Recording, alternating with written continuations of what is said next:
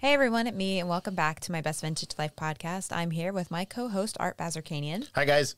And together we are two of Baz Brothers Unlimited, a vintage wholesale warehouse based in Fresno and Los Angeles, California. Our third member is not with us today, Mr. Rafi Bazarkanian. He's busy in L.A. Yeah. Couldn't join us on a three-way. Us Baz Brothers are really into that connecting.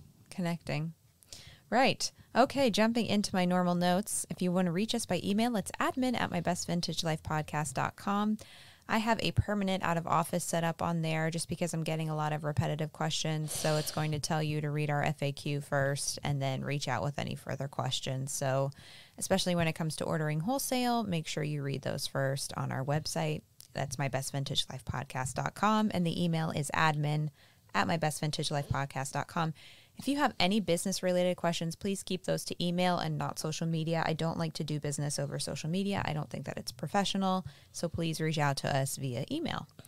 Social media, you can find us on TikTok, Instagram, and Pinterest. We're about to hit 5,000 followers on TikTok. We're very close.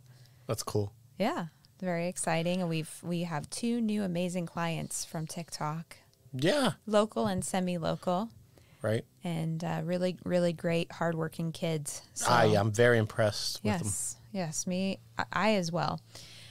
If you'd like to rate and review the podcast, if you're shy and you're looking for a way to support, that would be a great way to do it. Ratings or stars, reviews, just a few nice words. Doesn't have to be anything crazy detailed. You can do that on Apple Podcasts or Podchaser. Podchaser supports all platforms and devices. And it's always a pleasant surprise. We got some nice reviews since the last recording, so thank you to those who left them. Very, very much appreciated. It's just thank you for your time. Yes, just like any other algorithm, it helps people find us, and that's what we want to do. We want to help people, and we can't help people if they can't find us, so thank you. And as always, the website, don't forget to sign up for our Vintage for Business newsletter. That's very helpful if you're a vintage business owner, and it's always free, and I don't spam. So at this point in time, if you've been listening to the podcast for a long time and you still haven't done that, I think you're missing out.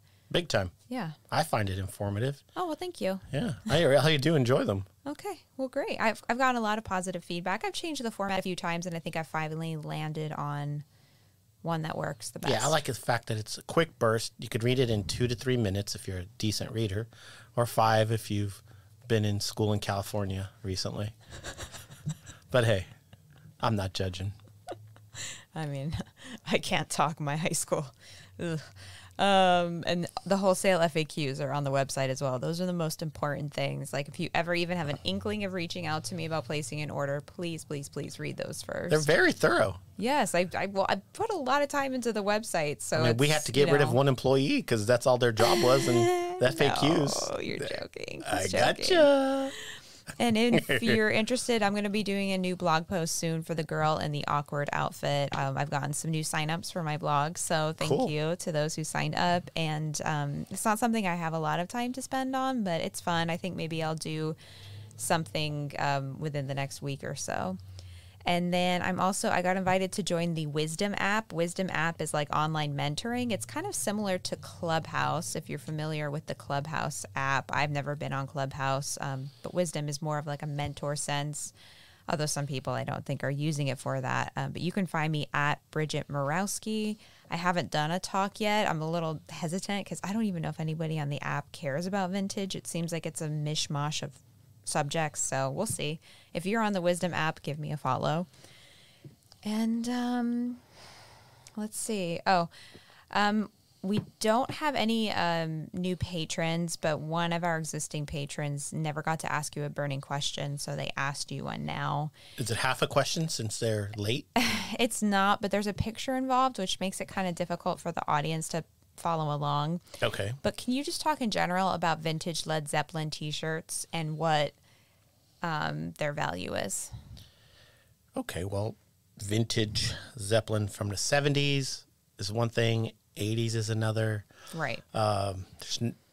See, with my experience with Zeppelin, I think the most I've ever sold one for was, I want to say, by itself, like $350, right?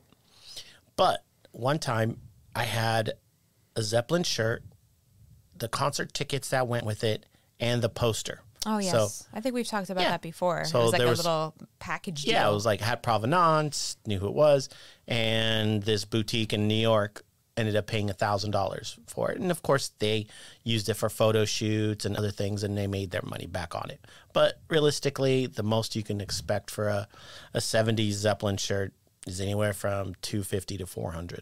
Okay. Unless it was given to you by Plant and Page, then you've got provenance. Or if you have things that go with it that create a story, then people are more likely to pay more for it. I'll show you the picture of it afterwards. I don't think it's fair to show you and then the audience can't like participate, but I just thought it would be good. We could still talk about it in a general sense because people do come across those occasionally. Absolutely. No, but you got to, the thing is Zeppelin has been reproduced so many times.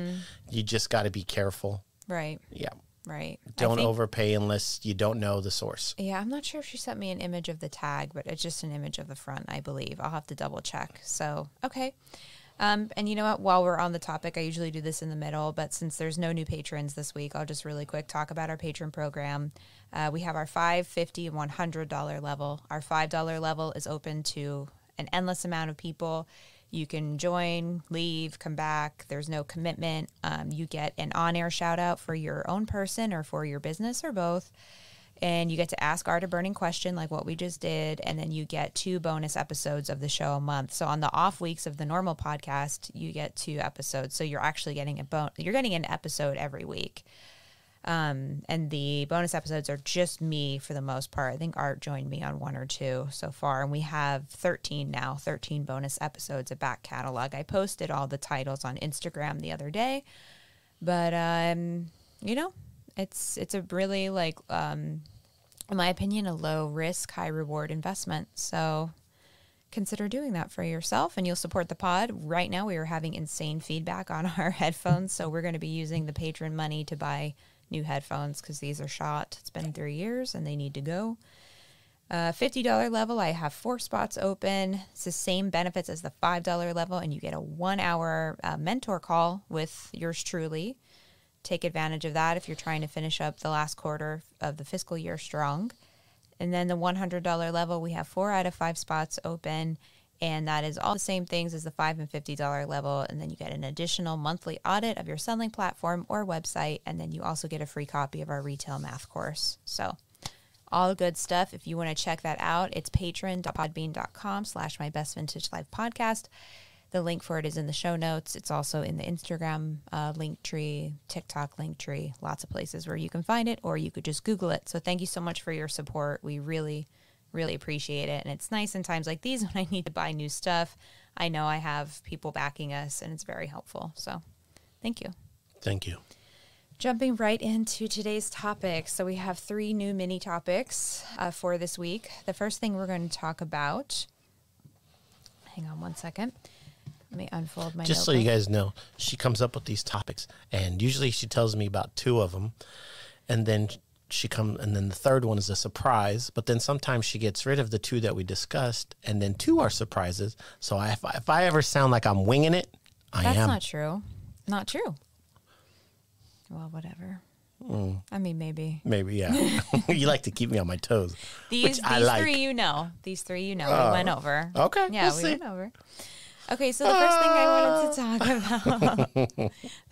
I wanted to talk about, was the 20% rule. So 20% of the people suck? No, not that's, I mean, that's gracious. No, 20% rule. So you have 20% up and 20% down. So what are we talking about pricing or? Yes. I'm trying to get there. Well, okay. All right. Okay. All right. So I've been talking with a lot of my mentees about pricing, and I'm going to give you some advice that I give them. So when it comes to pricing, I have a 20% rule. So we're going to start with items that are priced too high. For example, if an How do you know if it's too high? Well, if an item isn't moving, right? Yeah. And you know it's an amazing piece, you have a lot of faith in it, you know that it has a high value, and it's still not moving, then I think it's worth marking it down 20%. Okay. Okay. If something is, you have like faith in it, but you know it's damaged, got holes, got stains, something like, you know, that not everyone is turned off by that. A lot of people are. Then maybe you want to take it down, maybe an additional 5 to 10%. So that is my first part of the 20% rule. Okay. Is, okay, why not try and take it down? Because you can always start high and drop down. Now, a lot of people have been talking about raising their prices. They want to raise their prices as an overall whole. So a really great time to do that is if you're dropping like a new collection or a seasonal, you know, selection of clothing, whatever it may be, and going up 20%. So it's kind of like too high, maybe try dropping 20, too low, try going up 20. They're not such crazy jumps that your customers are going to question your integrity. No, not at all. I mean, it's like going from $20 to 24. Right. You know. Well, how do you feel about that? It really doesn't play into for me because of what I do. Yeah.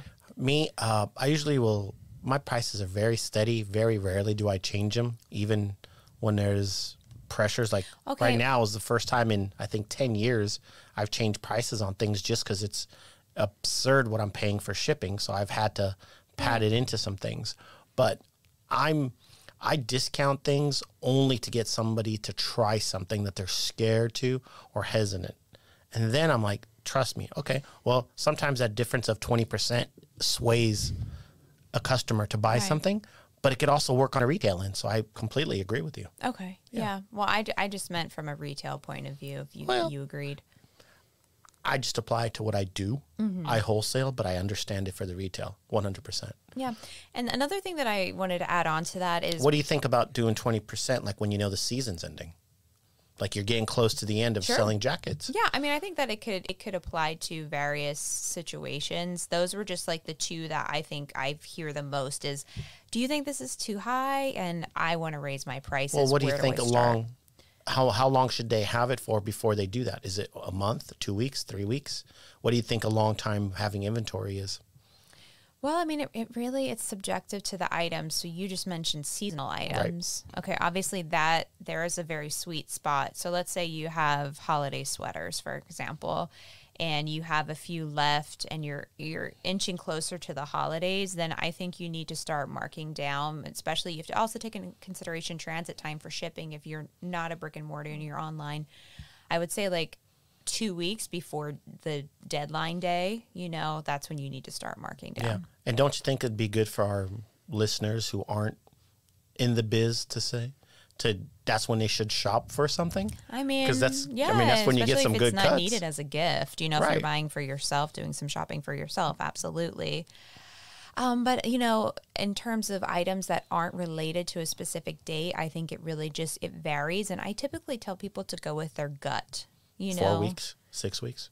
I mean, it depends. I think 6 weeks is way too long. I do too. Yeah. Yeah. I think like retail, it's like 3 to 4 to me. Yeah, 3 weeks. Yeah. You know what I mean? Especially if you're limited on space, and it's something. And if it's something that the margin, even with the markdown, is decent, just move it. Yeah. Well, if you took the retail math course, you'd understand that even with that 20%, you're still fine. Yeah. You're still making a profit of at least 50% too. Yeah. Yeah, no, I mean, then you're going to make up for it in other ways. I mean, there's going to be items where you have a huge margin, items when you don't have much, and then it evens out in the end. You know what I used to do? I used to have a rack at the Rose Bowl that if you bought from this rack, anything on that rack was half off. Interesting. Yeah. And you can't believe how much stuff I would move. Did people ever like do the switcheroo on stuff though? That's always my concern with like. Oh, I'm sure they did, but I didn't care. By pricing. then I had a nice buzz and I was having a good time. I was selling crap I didn't care about. Hey man, stuff's cheap. Cheap, get. What do you want, a jacket? It's too fucking hot. Take it.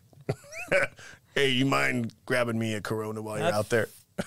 I was telling Art a story about me being drunk in New York City at a bar, the Bleecker Street bar. I'm sure some of you. Oh, the Super Bowl. Some of you have visited the Bleecker Street bar, and it was Super Bowl Sunday 2000 and You figured out the year for me. Just because of the teams playing. It was New England New versus York won. And the Giants. The Giants. So when New England Patriots were undefeated, when they had Randy Moss. Yeah, so I had a girl there Brady. with me that I had met through a fashion styling course that I'd also taken in New York. She came down from Boston, naturally a Patriots fan, and I don't give a shit about football.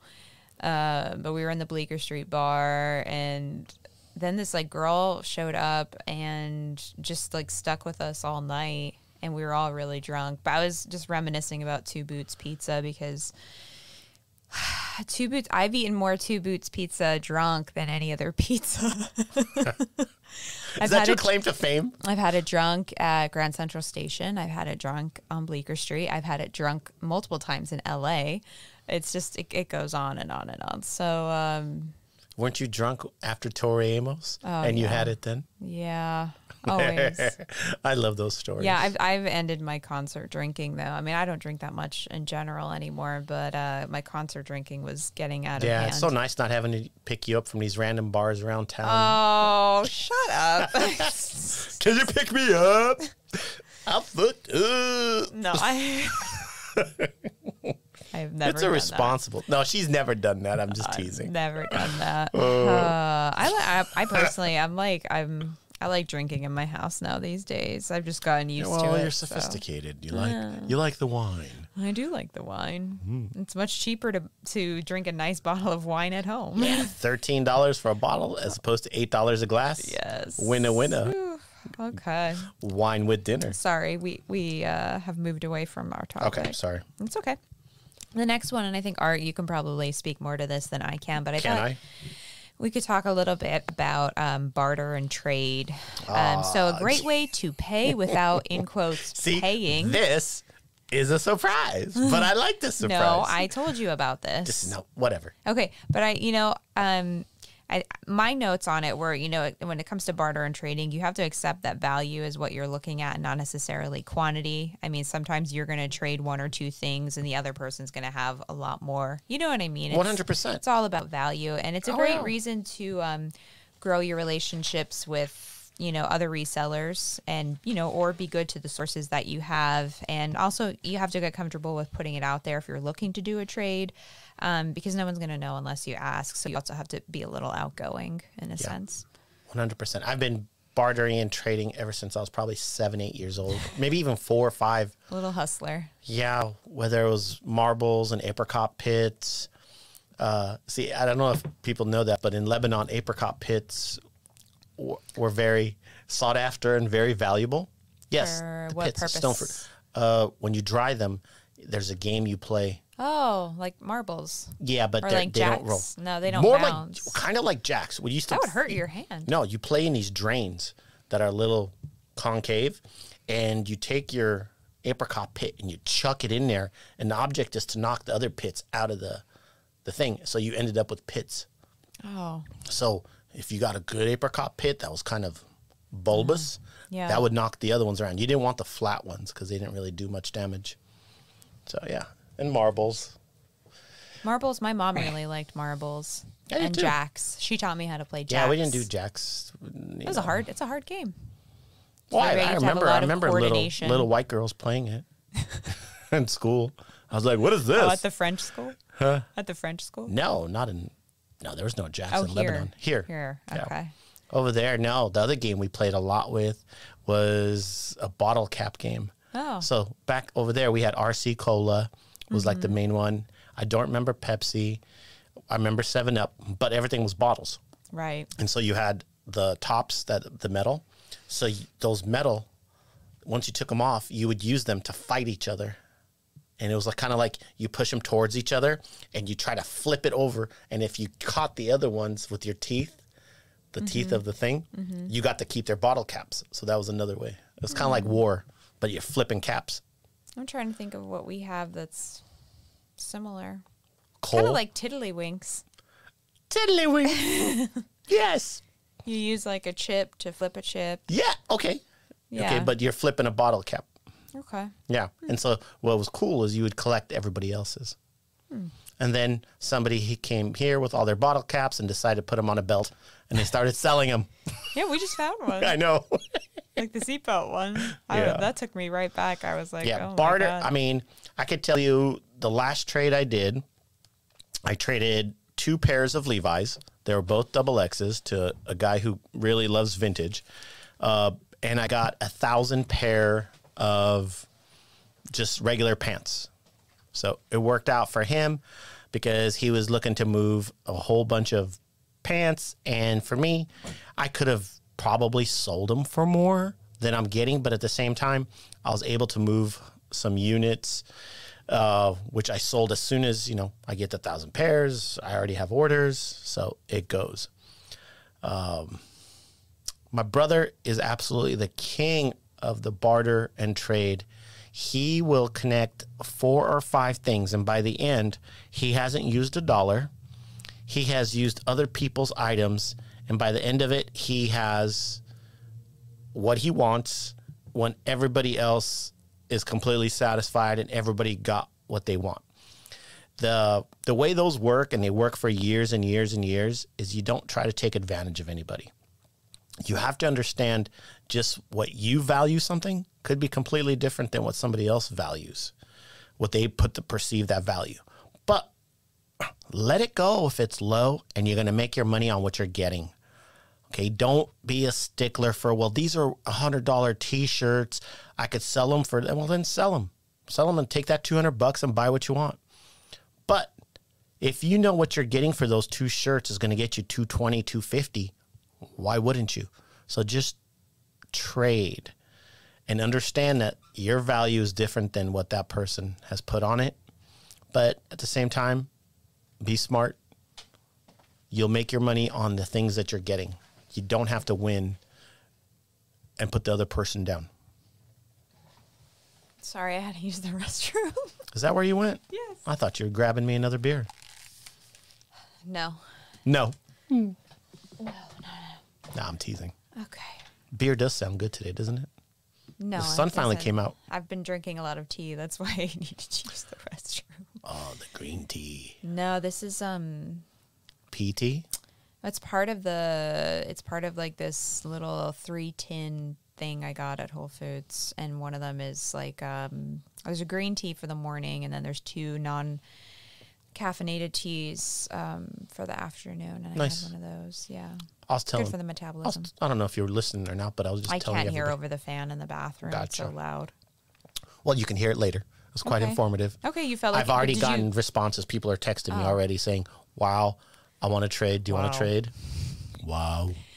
Do you want to add anything else to it? Oh, I added so much. Oh, okay. Yeah. So you're good to move on to the next mini topic? Yes. Okay, perfect. So the last one I wanted to talk about, because a lot of you responded really well to what I talked about with the headscarves. We were talking about trends and stuff like that. So I thought I'd add something else in, something that I'm seeing at least with customers that are coming in, and I am seeing it like on the European trend feeds that I follow are statement coats. So, and I'm saying this because most of you, not all of you, but most of you are in the Northern Hemisphere and you're in fall, winter buying those seasons right now. I'm sorry to our Southern Hemisphere listeners, but you can apply this.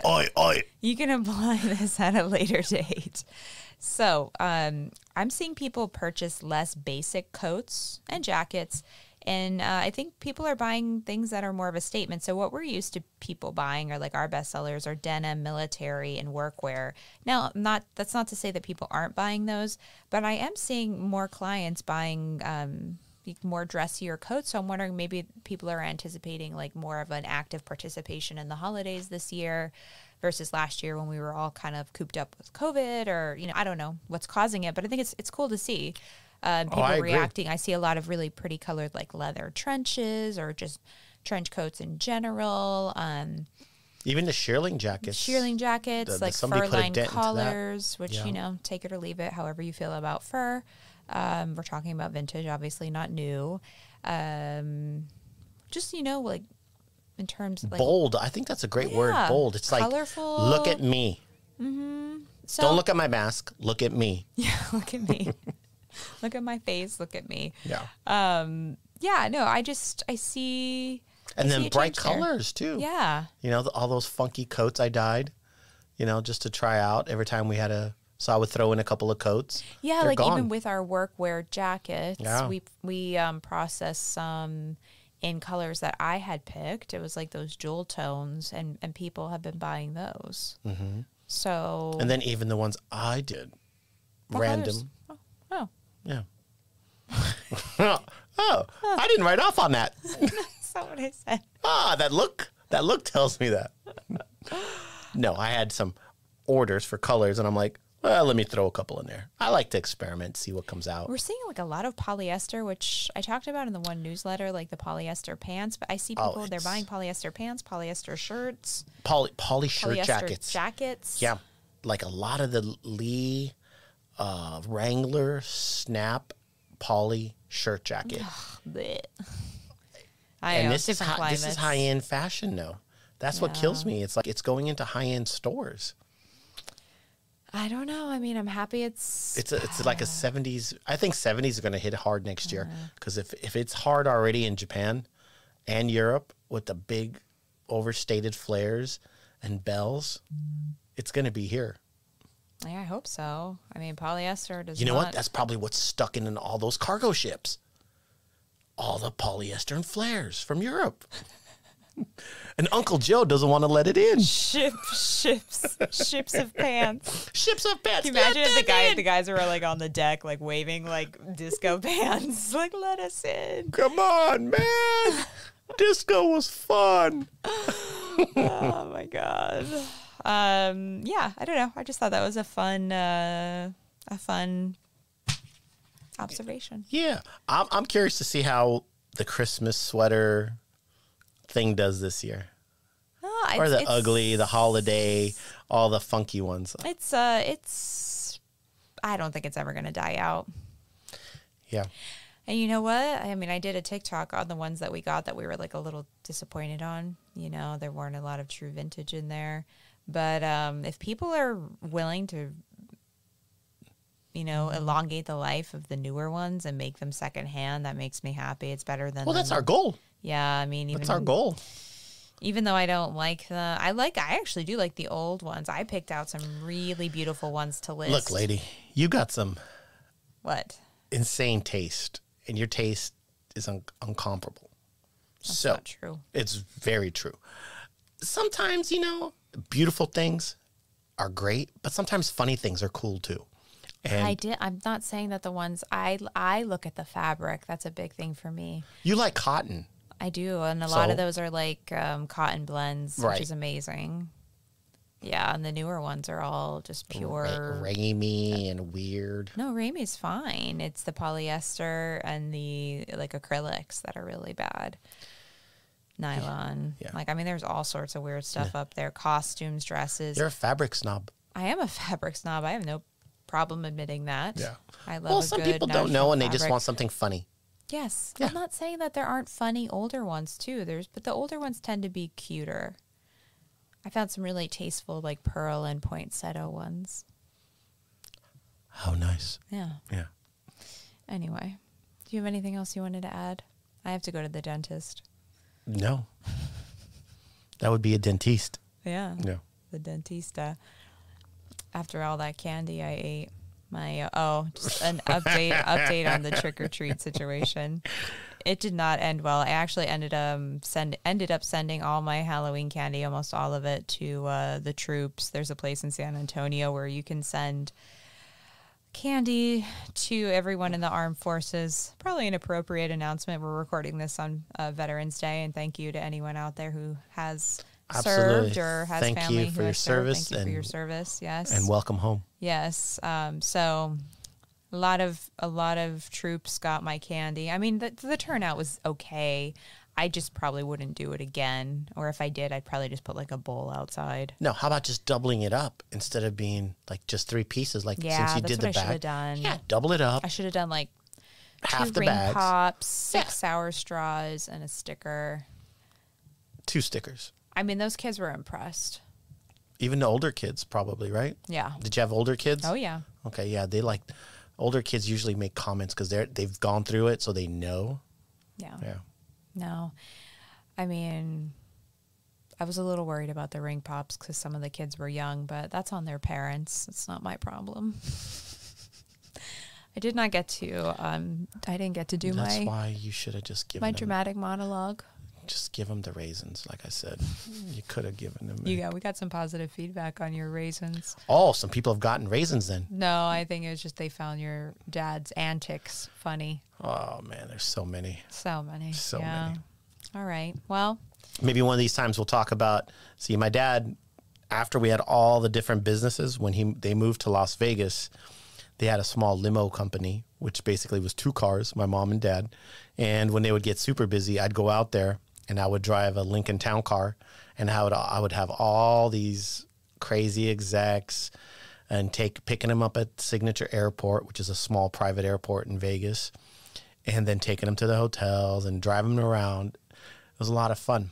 But after that, he would sell at the swap meet, Las Vegas swap meet, and he would rent jackets to people because Vegas gets cold. A lot of people don't know that, but it's high desert. high desert. Yeah. And he would rent Levi's Sherpas. So I would send him Sherpas and he would rent them, and he would get a $50 deposit. So what, they would wear them during the swap meet, like when it was still dark out? When it was cold, because it's usually cold from the coldest time, which is weird, isn't 4 o'clock, 5 o'clock. It's always at 6 to 7:38. So like once the sun's up. That's right. weird.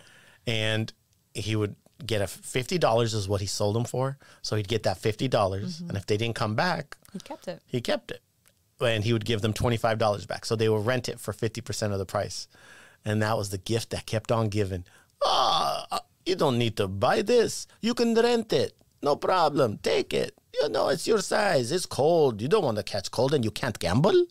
You know? Wait, so your mom drove the limo? Oh, my mom drove. Oh, they loved her. Oh, my God. Oh, they loved her. Oh, do you know who she got to drive? Okay. So it was a great time for Vegas. It was just when Vegas was starting to boom. So you're talking about 92, 93, the start of all the things. My dad actually drove Derry Garcia and Grateful Dead to the Silver Bowl. I even have the ticket from it in the past. He drove them, and he talked about it all the time. It was so hot. They were spraying the people with fire hoses, you know? And I bet they were nice. Oh, he said they were so nice.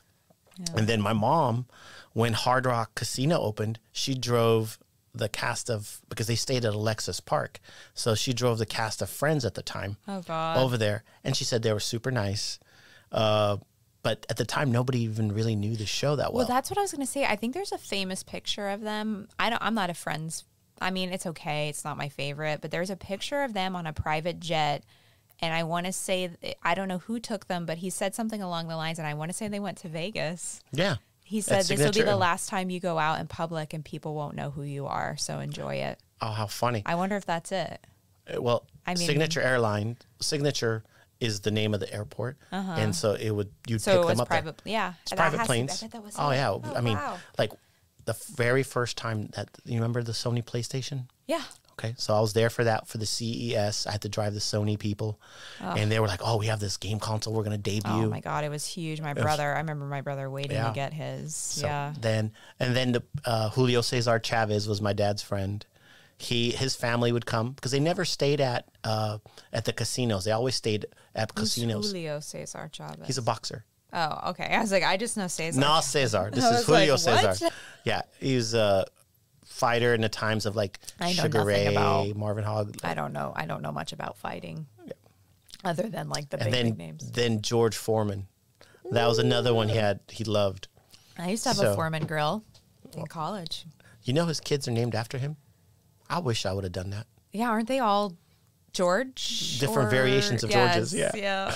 Art, Artina. I'm thinking about that grill. They probably wasn't like the healthiest coating. Actually, I shouldn't say that. I don't want to get sued by George. Man, that was a good grill. It was good though. Yeah, like in college. Oh man, the best Polish sausages. I would put the chicken breasts. I'd get home from class and make my chicken breasts on the. I loved sausage on it and Lulu kebabs. And then eventually, somebody either I or somebody else in my apartment messed it up and we had to toss it. But you ever cook sausage on it? I don't think so. Pork chops. Yeah, that's good. Yeah. Okay. Well. Good times. That's it. That's all we got. Yep. Okay. I that's audible. You have to pee. Yes. All right. I'm going to sign off then. In the meantime, bye, guys. Stay safe, stay sane, stay healthy. Don't be basic. Be kind and don't be basic. Bye.